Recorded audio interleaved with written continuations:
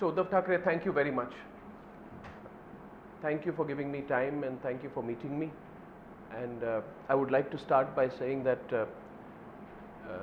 the last time I was in Matoshri, I was interviewing your father. Yes. You were also there, and I think that was an excellent opportunity for me to understand his political views. You remember that interview? Yes, of course, of course. And today you've kept this chair out here deliberately while we are doing the interview. So may I ask you right at the start, you've kept your father's picture and what the seat he used to sit on. What is the significance of this?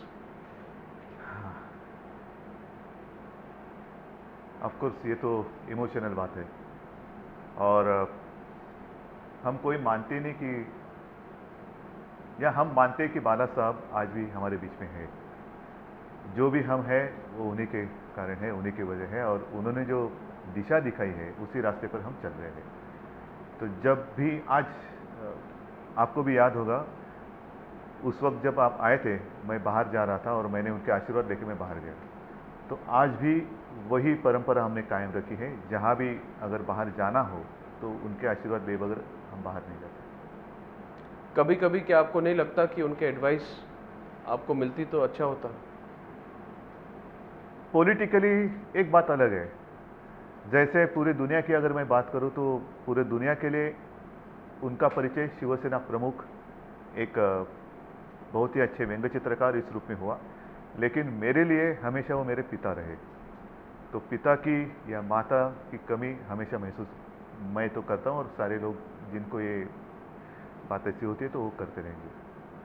और मैं मानता हूँ कि सिर्फ politically नहीं, हमेशा कुछ भी अच्छा हो तो लगता है कि अरे नहीं, पिताजी को बताना चाहिए। आज भी जब भी मैं जाता हूँ, बड़ी बड़ी रैली होती है, उस वक्त भी मेरे मन में रहता है कि घर जाने के बाद जैसे उस वक्त तो पूछा करते थे कितने लोग थे, क्या किया, क्या बात की, कितने समय बात किया, लोगों का रिस्पॉन्स कैसे था। तो ये सारी बातें, और फिर बीच में अगर पूरे दिन का टूर मेरा हुआ करता था, आज भी होता है, खाना कितने बजे खाया, तेरे लोग जितने सारे लोग थे उनका खाने पीने का इंतज़ाम था या नहीं था। तो ये सारी पूछताछ वो जरूर मैं मिस करता हूँ।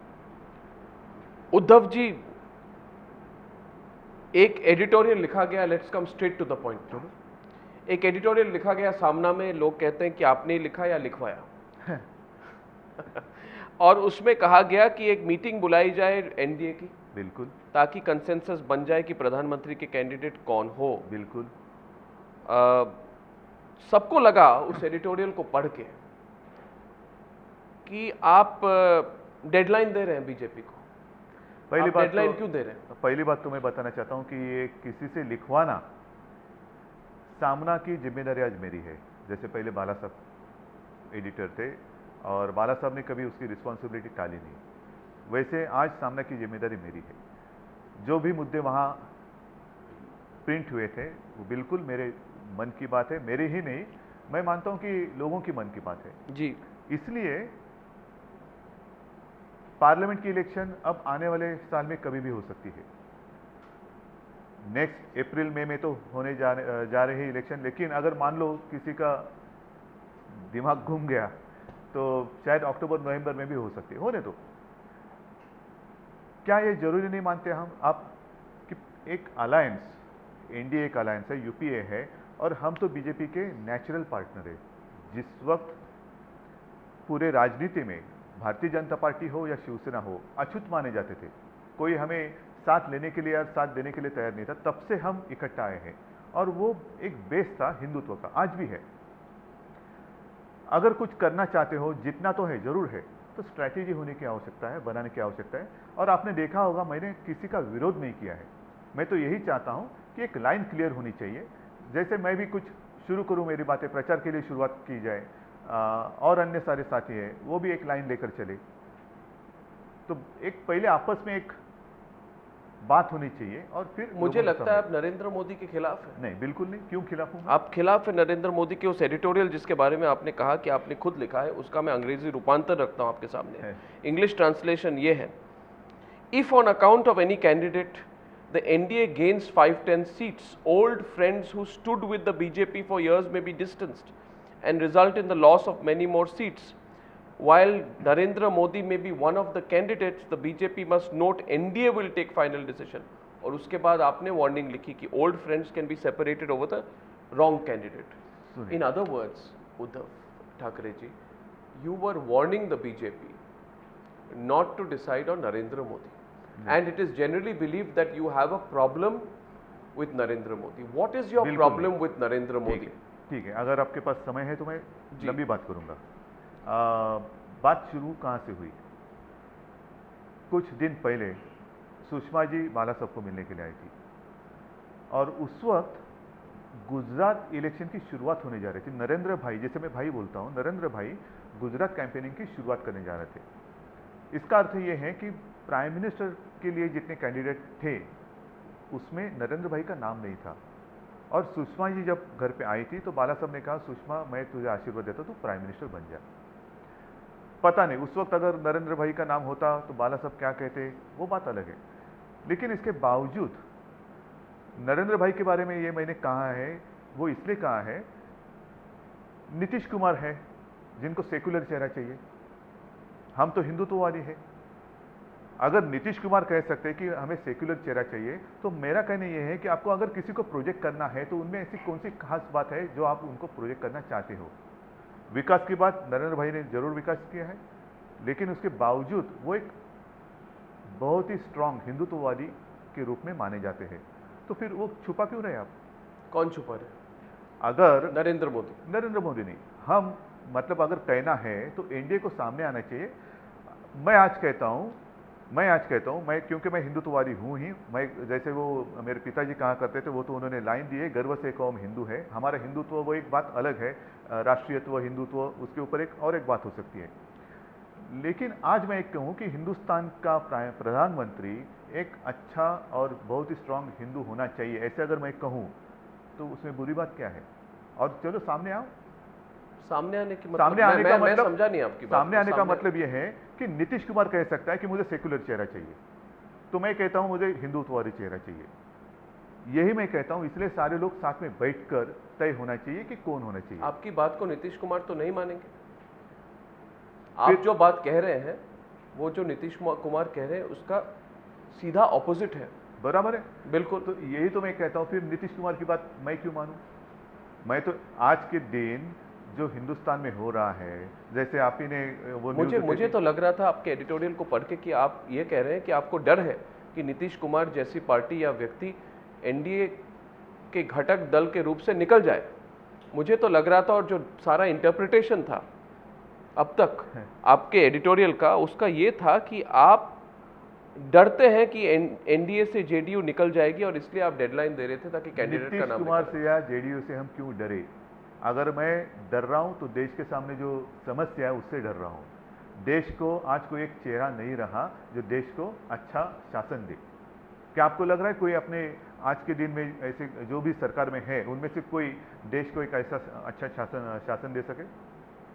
तो डरने की बात क्या है? और डरूं तो मैं नहीं, फिर आपने ये क्यों कहा old friends can be separated over the wrong candidate? आप मोदी और नीतीश कुमार के बीच में जो टेंशन है उसके बारे में बात कर रहे थे और आप रेड फ्लैग दिखा रहे थे। आप रेड फ्लैग दिखा रहे थे। किसको दिखा? मोदी को नहीं, मोदी को नहीं। मोदी के साथ मेरा क्या झगड़ा हो सकता है? क्यों झगड़ा करूं मैं मोदी जी के साथ?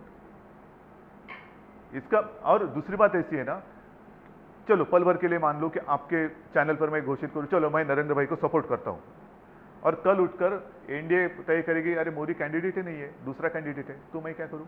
आप क्या चाहते हैं कि मैं चाहता हूं, व्हाट इज योर स्ट्रेटजी? मेरी स्ट्रेटजी ये है कि अभी 1 साल तो बाकी है। जो प्रेसिडेंशियल इलेक्शन के बारे में हुआ वो अभी नहीं होना चाहिए। सारे लोगों को बुलाकर बात होनी चाहिए और सबकी राय ले लो, एक स्ट्रेटजी बनाओ और आगे चलो, हम जीत सकते हैं। No, but the issue is development. Narendra Modi is going around saying the issue is development. You are saying the BJP candidate must be a Hindutva candidate. No, 1 minute. Am I clear? Are you saying that? Yes. That the BJP candidate must be a believer, a hardcore believer in Hindutva? Yes. Or at the same time, development also. So does Narendra Modi fit the bill? एक minute. Does he fit the bill? एक minute. मैं आपको सवाल पूछता हूँ. आप अर्नब जी है, मैं उद्धव हूँ, छोड़ दो. हम दोनों वोटर हैं. एक कॉमन मैन है. नरेंद्र भाई को या किसी को हम वोट क्यों करें? और नीतीश कुमार फिर नरेंद्र मोदी को विरोध क्यों कर रहे हैं? नरेंद्र भाई डेवलपमेंट कर रहे हैं, मैं थोड़ा सा उल्टा आपका इंटरव्यू लेता हूं, आप हाँ या ना में बोल दो, नरेंद्र भाई डेवलपमेंट कर रहे कि नहीं कर रहे? आप मुझे इंटरव्यू कर रहे हैं? यस, पहली बार शायद। मैं, क्योंकि मेरी जो भूमिका है स्पष्ट करने के लिए, मेरा एक रूल है, नहीं, जब भी कोई मुझे मेरा इंटरव्यू शुरू कर देता है तो माय लिप्स आर सील्ड, मैं बंद करता हूं। मैं तो नहीं कर सकता। नहीं, मैं इसलिए पूछ रहा हूं, नरेंद्र भाई जो भी एक भावना है, नरेंद्र भाई डेवलपमेंट कर रहे कि नहीं कर रहे हैं, ये तो सब मीडिया में आ रहे हैं। फिर नीतीश कुमार उनको विरोध क्यों कर रहे हैं?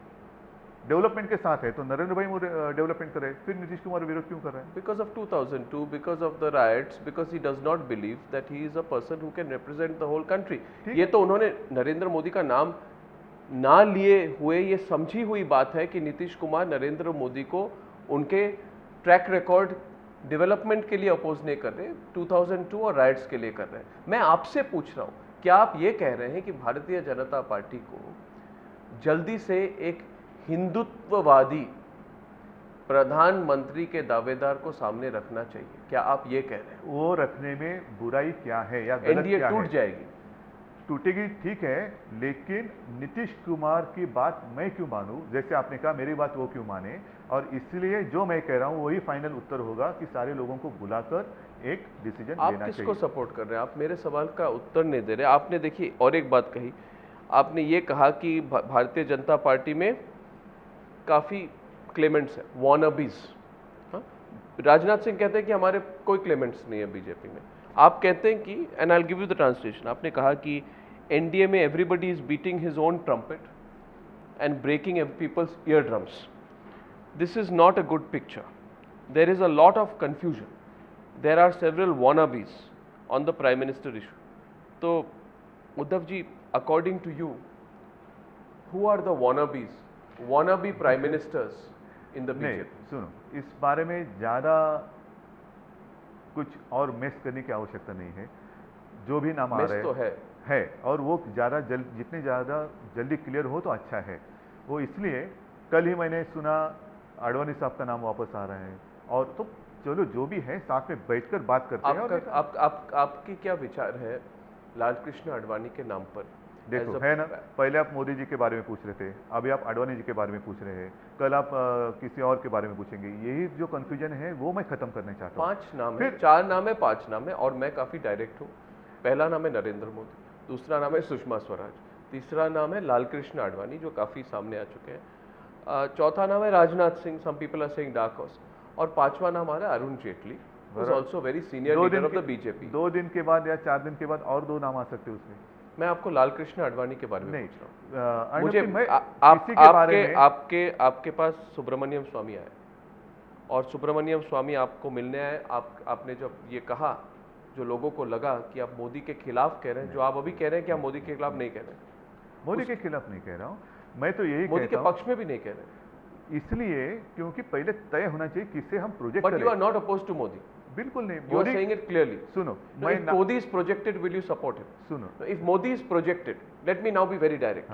If Modi is projected, if the BJP projects Narendra Modi, will you oppose him? आज मैं कुछ भी आपको उत्तर दूं? No, will you oppose him? नहीं, 1 मिनट रुको तो सही। आज मैं कुछ भी उत्तर दूं और कल पता चलेगा मोदी है ही नहीं। नहीं, will you oppose him? पहले बात करो।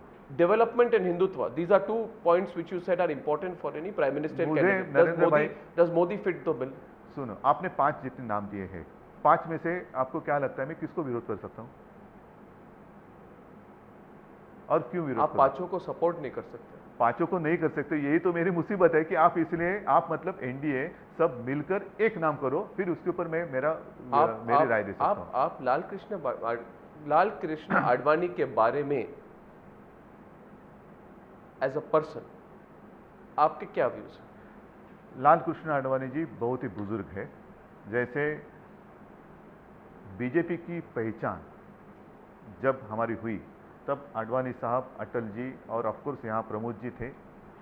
उस वक्त की अगर बात करें तो अटल जी ने बहुत ही कष्ट उठाए हैं, आडवाणी जी ने बहुत कष्ट उठाए हैं, सारे लोग मेहनत करने वाले हैं। और इसलिए मैं कह रहा हूँ कि 5 नाम जो आपने मेरे सामने लिए, उनमें से किसी के बारे में बुरा कहने जैसा कुछ है नहीं।